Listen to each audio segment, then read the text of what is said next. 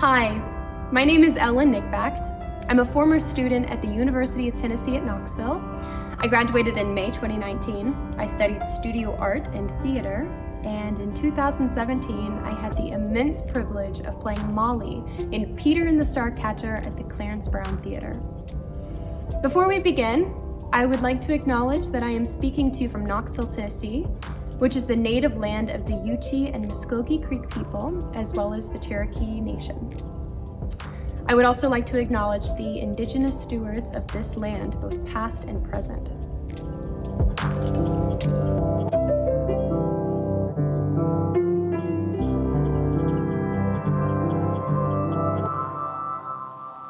Molly's character in Peter and the Starcatcher is unique because she is the only female role written into the script, played by a female actor. I put a lot of pressure on myself, being the only female on the stage, and on top of that, I was also one of the only undergrads in a leading role. So you can imagine this pressure and responsibility I put on myself, which isn't really unique to just me. It happens to a lot of actors, getting in their heads, worrying about what other people think, the struggles in their daily life coming into rehearsal. Actors have a lot going on in their heads and also dealing with the life of their character. So a tool that we used in order to combat this was movement.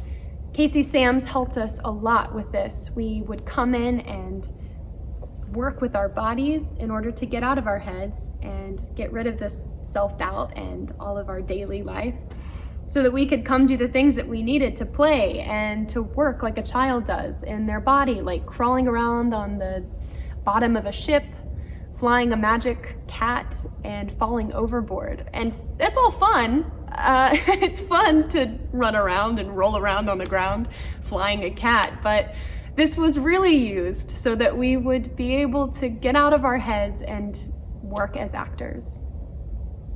One of the greatest things about playing Molly was I really related to her at this point in my life. We were both going through a lot of uncertainty. For example, Molly is shipwrecked on an island. She's split up from her family, who she loves. She meets really scary creatures with giant teeth and glaring red eyes. She's surrounded by annoying boys.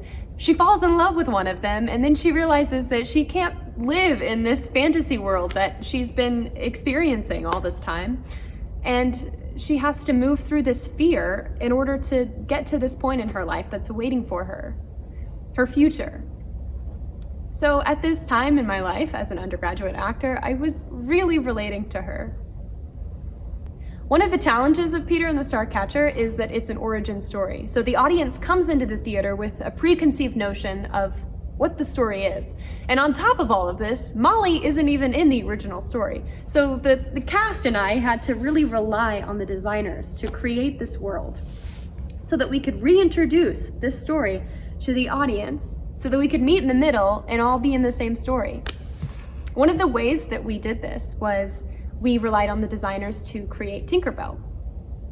The audience already has an idea of who Tinkerbell is, of what she looks like and how she moves.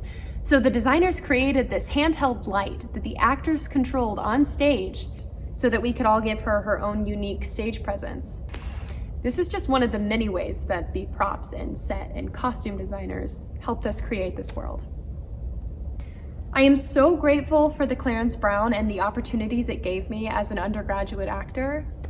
Peter and the Starcatcher so perfectly aligned with Clarence Brown's vision of involving students in professional shows. And because of this vision, I have been able to develop my professional toolbox so that I can go out and represent the Clarence Brown and the University of Tennessee. Thank you so much for joining us this month as we looked back on Peter and the Starcatcher. I cannot wait to be back at the theater with you soon.